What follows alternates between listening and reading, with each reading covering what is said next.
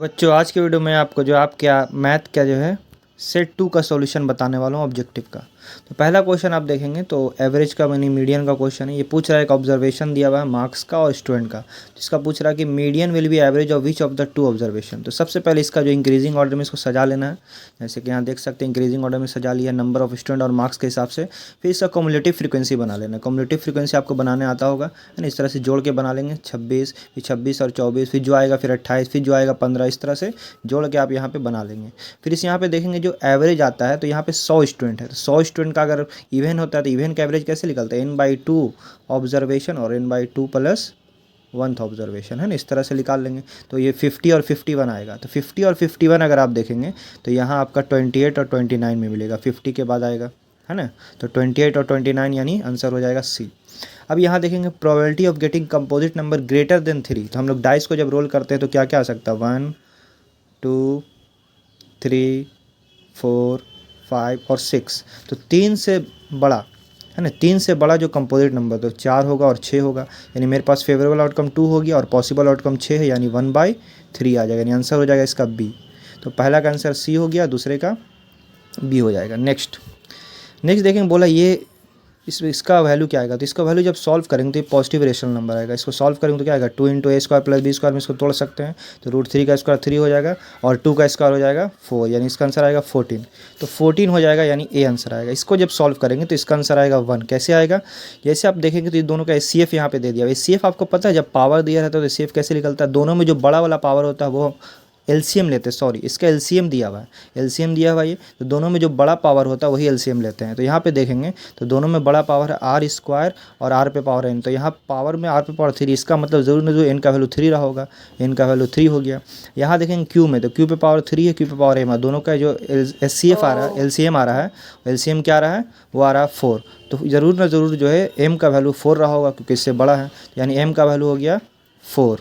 ठीक है, तो 3n - 2m का जब वैल्यू निकालेंगे सॉल्व करके तो आप देखेंगे कि क्या आएगा, 1 आ जाएगा। ठीक है, 3n - 2m। चलिए आगे बढ़ते हैं। बोला for any prime number p divides a², जहाँ a कोई रियल नंबर है तो p ऑल्सो डिवाइड a होगा। क्यों, जैसे हम मान लेते 3 डिवाइड करता है 6 के स्क्वायर को, तो 3 6 को भी डिवाइड करेगा है ना। चलिए आगे बढ़ते हैं। बोला पॉइंट p जो होता है वो लाइन सेगमेंट AB को 3:1 में बांटता है। तो बोल रहा है AB और PB का वैल्यू क्या होगा। तो जैसे देख सकते हैं AP PB का रेशियो क्या दिया, 3:1। तो हम मान लेंगे AP को 3x और PB को x, तो टोटल जो AB हो जाएगा वो कितना हो जाएगा, 4x हो जाएगा। ठीक है, और AB और PB क्या हो जाएगा, 4x/x यानी 4 आ जाएगा आंसर, यानी 6 का हो जाएगा C। यहाँ क्वाड्रेटिक का क्वेश्चन दिया हुआ है, बोला रूट डिस्टिंक्ट और रियल है। डिस्टिंक्ट के लिए डिस्क्रिमिनेंट ग्रेटर देन 0, इसको सॉल्व करेंगे b² - 4ac से है ना। तो आंसर आ जाएगा b × b - 4 आएगा है ना, क्योंकि यहाँ पे देख सकते हैं a का वैल्यू 1 है, b का वैल्यू b है और c का वैल्यू भी b है। तो इसको जब सॉल्व करेंगे तो 4 वो वैल्यू में से जब पुट करेंगे d यानी -3, तो ही इसको सेटिस्फाई करेगा ग्रेटर देन 0, यानी आंसर हो जाएगा d। आगे बढ़ते हैं। इसमें से बोल रहा है कौन क्वाड्रेटिक है, तो सॉल्व करेंगे तो ये नहीं होगा, ये लीनियर आ रहा है, ये तो होगा ही नहीं, पॉलिनोमियल ही नहीं है, तो आंसर आएगा b। इसको सॉल्व करके इस तरह से क्वाड्रेटिक आ जाएगा। नेक्स्ट बोला पिगी बैंक में 1 रुपया 2 रुपया दोनों हो और इसका रेशियो दिया हुआ है। तो रेशियो जब भी दिया हुआ तो 1 रुपया को 9x मान लेंगे और 2 रुपया को 11x। ये आपको लीनियर और प्रोबेबिलिटी का कॉम्बिनेशन दे दिया है। प्रोबेबिलिटी हम लोग जानते हैं फेवरेबल आउटकम बटा टोटल होता है। फेवरेबल कितना है आपका 11 है 2 रुपये के लिए, क्योंकि 2 का पूछ रहा और टोटल हो गया दोनों को जोड़ के, 11/20 सॉल्व करें तो आंसर आएगा सी।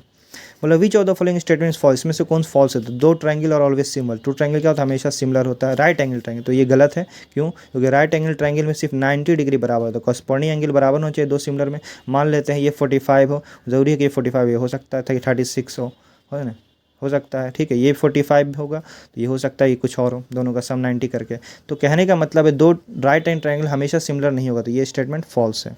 ठीक है, तो फॉल्स है मतलब पूछ ही रहा कि कौन फॉल्स है, तो आंसर ए हो जाएगा। बाकी तो 2 स्क्वायर हमेशा सिमिलर होता है क्योंकि सभी एंगल 90 बराबर होगा। 2 इक्वेटर ट्रायंगल हमेशा सिमिलर क्योंकि हर एक एंगल 60 होगा। 2 circle of different radii always similar होगा, रेडियस का रेशियो सेम आएगा। तो आंसर हो जाएगा 10 का ए और 9 का सी है। चलिए आगे बढ़ते हैं। ये देखिए बीपीटी का क्वेश्चन है, तो इसका आंसर आएगा डी। कैसे, क्योंकि आपने पढ़ी ये एनसीईआरटी का क्वेश्चन है। बोला ये तीनों आपस में पैरेलल है, तो पैरेलल है तो हम लोग जानते हैं ये जो रेशियो आता है dx/xa, ये रेशियो और ये cy/yb दोनों आपस में बराबर होगा। dx/xa करेंगे ना तो यहाँ पे आपको दिया हुआ देखिए ax दे दिया है, ax बराबर दे दिया है 2/3 ad। ठीक है, तो इससे आप जो है ना आप एक से एक्स डी निकाल लीजिए, एक्स डी। तो एक्स डी कैसे निकलेगा, तो एक्स डी निकालने के लिए क्या करें, एक्स डी को निकालने के लिए पूरे ए डी से जो है, पूरे ए डी से एक्स को घटा देंगे, ठीक है। एक्स का वैल्यू यहाँ से आ गया 2/3 ए डी, तो यानी इसको रखेंगे तो आ जाएगा AD/3, AD/3 आ जाएगा। और एक्स आ चुका, एक्स और एक्स डी का जब रेशियो लेंगे, यानी एक्स डी बटा एक्स का रेशियो लेंगे, एक्स डी बटा एक्स करेंगे तो क्या आ जाएगा, ये आ जाएगा 1:2, ठीक है। और इसी का रेशियो जो है यानी एक्स डी बटा एक्स का वो होगा CY/YB के, तो आंसर आ जाएगा डी। ये तो एकदम सिंपल है, डायरेक्ट 2 tan थीटा के फॉर्मूला पे है, 2 tan theta, sorry tan 2 theta के, यानी tan 120, tan 120 जो होता है वो tan -tan 60 के बराबर होगा। इसको अगर सॉल्व भी करेंगे तो भी यही आएगा, है ना। यहाँ पे रखेंगे 2 × tan 60 तो 2 × √3 हो जाएगा, ठीक है। 1 - tan 60 का स्क्वायर यानी √3 का स्क्वायर 3 हो जाएगा, ठीक है। तो यहाँ आ जाएगा 2√3 बटा -2, यानी कटेगा तो क्या आ जाएगा, -√3 आ जाएगा, यानी -√3 होता है tan 60 का, तो बी हो जाएगा। इसमें से कौन बोल रहा है फॉल्स है, तो आंसर है बी। क्यों, क्योंकि बोल रहा है infinite number of tangent can be drawn to circle from point outside the circle. तो एक सर्किल है मान लीजिए, तो सर्किल के बाहर अगर एक पॉइंट है तो क्या इनफिनाइट टेंजेंट ड्रा कर सकते हैं, 2 ही टेंजेंट ड्रा होगा, कितना, 2 ही टेंजेंट हम लोग ड्रा कर सकते हो, तो इसका आंसर बी हो जाएगा। इसका आंसर तो आसान एकदम, ये पहले निकाल लीजिए, तो ये कितना हो जाएगा आपका 360 से इसको अगर घटाएंगे तो आपका आंसर आ जाएगा 150, और हम लोग जानते हैं ये 90 ये 90, तो ये कितना हो जाएगा 30 हो जाएगा, ठीक है।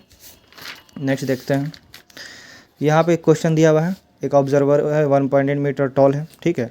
और यहाँ पे बोल रहा है कि एक चिमनी है जिसका हाइट हमको नहीं पता है, ठीक है। दोनों के बीच का दूरी दे दिया है 38.2, और यहाँ बोल रहा है ऑब्जर्वर का एंगल ऑफ एलिवेशन, तो नीचे से ऊपर बनता है एलिवेशन, यानी दिया हुआ 45, ठीक है, 45 डिग्री दिया हुआ। तो यहाँ पे इसको आगे बढ़ाते हैं, और ये हमको ये हाइट टोटल निकालना, हाइट ऑफ चिमनी पूछ रहा है। तो देखिए ये 45 तो ये भी 45 हो जाएगा, ऑब्जर्वर का हाइट दिया हुआ 1.8 दिया हुआ, तो ये 1.8 है तो ये भी 1.8 हो जाएगा ना, tan 45 से 1.8, तो ये दोनों को जोड़ देंगे, ये पूरा हाइट हमको मिल जाएगा। ये 45 ये बड़े वाले ट्रायंगल में लगाइए फिर से, तो ये आपका आ जाएगा 40, तो ये भी आपका आ जाएगा 40, बोले कैसे, तो tan 45 बराबर ये हाइट बटा ये पूरा, ठीक है। तो आंसर आ जाएगा आपका सी आ जाएगा। अब ये देखिए, ये भी एकदम आसान क्वेश्चन है, ये दिया हुआ है रेडियस, ये स्मॉल आर मान लेते हो, ये कैपिटल आर हो गया, तो पाइथागोरस थ्योरम लगाएंगे। अभी हमको क्या दिया हुआ इसमें, capital R minus plus small r दिया हुआ 16, तो आपको पूछ रहा है capital R minus small r क्या होगा, यानी दोनों का डिफरेंस पूछ रहा है। तो देखिए पाइथागोरस थ्योरम लगा सकते, और यहाँ ए बी दिया हुआ, ए बी आपका कितना दिया हुआ, ए बी दिया हुआ है आपका 16, यानी डायमीटर, ये जो कॉर्ड है ये दिया हुआ है, ठीक है। तो ए पी कितना हो जाएगा, हम लोग जानते हैं जो रेडियस होता है वो 2 बराबर भाग में बांटेगा, तो ये आपका 8 हो जाएगा। तो पाइथागोरस थ्योरम लगाएंगे तो R square minus R square बराबर हो जाएगा 8 का स्क्वायर, यानी 64 हो जाएगा ना, ये इसका square, hypotenuse square minus perpendicular square बराबर बेस स्क्वायर हो जाएगा। अब देखिए ए स्क्वायर में बी स्क्वायर में से तोड़ दीजिए, ए प्लस बी इंटू ए माइनस बी, ऐसे लिख सकते हैं ना, ये हो गया 64, ठीक है, यहाँ तक कोई दिक्कत। अब देखिए ए प्लस बी यहाँ 16 दिया हुआ, तो पुट करेंगे तो आंसर आ जाएगा 4, ठीक है। ये भी आसान क्वेश्चन है एकदम, बोल रहा है राइट सर्कुलर कोन है, इसके ऊपर जो हेमिस्फेयर सरमाउंटेड है, ठीक है। तो हेमिस्फेयर का यहाँ पर दिया हुआ हाइट दिया हुआ और लेटेंट हाइट दिया हुआ, तो रेडियस निकाल लीजिए, रेडियस जो होगा, और बोला दोनों का रेडियस सेम है, हेमिस्फेयर का भी और इसका भी, तो ये भी आर होगा और ये भी, ये जो रेडियस है ये भी आर होगा। तो आर निकाल लीजिए पाइथागोरस थ्योरम से, तो आर स्क्वायर बराबर कितना होगा, हाइट आपका कितना दिया हुआ है, लेटेंट हाइट आपका यहाँ पे देखेंगे तो क्या हो जाएगा, हाइपोटेनस हो जाएगा, तो यानी 13 का स्क्वायर माइनस 12 का स्क्वायर, यानी आ जाएगा आपका 25, यानी 25 का 5, आर आ गया आपका 5, और ये भी 5, ये 5 हो गया, यानी ये भी 5 हो गया, और ये आपका पहले से दिया हुआ 12, तो 12 5 कितना हो जाएगा 17 हो जाएगा, टोटल हाइट पूछ रहा, ठीक है। नेक्स्ट देखते हैं, आपको पता होगा मोड बराबर क्या होता है, मोड का फॉर्मूला होता है, मोड बराबर होता है 3 मीडियन माइनस 2 मीन होता है, ठीक है। तो हम मोड यानी जेड का वैल्यू यहाँ पे 1 आ गया, जेड बराबर है ना, जेड बराबर 1 हो गया, और एक्स का वैल्यू यहाँ से आ गया 3, और वाई का वैल्यू यहाँ पे आ गया -2, तो तीनों को जोड़ेंगे तो क्या आ जाएगा, आंसर आ जाएगा 2, ठीक है।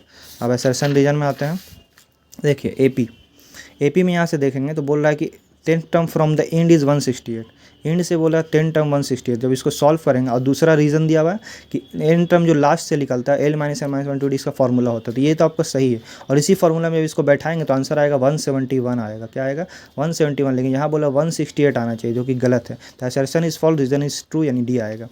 अब यहाँ सेक 3 दिया हुआ है, सेक थीटा दिया हुआ 3, और tan थीटा दिया हुआ 2√2, देखिए कैसे आएगा, तो एक फार्मूला होता है sec square theta minus tan square theta बराबर 1 होता है, तो सेक स्क्वायर थीटा यहाँ पे रखेंगे तो क्या आ जाएगा, 3 का स्क्वायर 9 आ जाएगा, और माइनस tan स्क्वायर थीटा बराबर 1 हो जाएगा, है ना।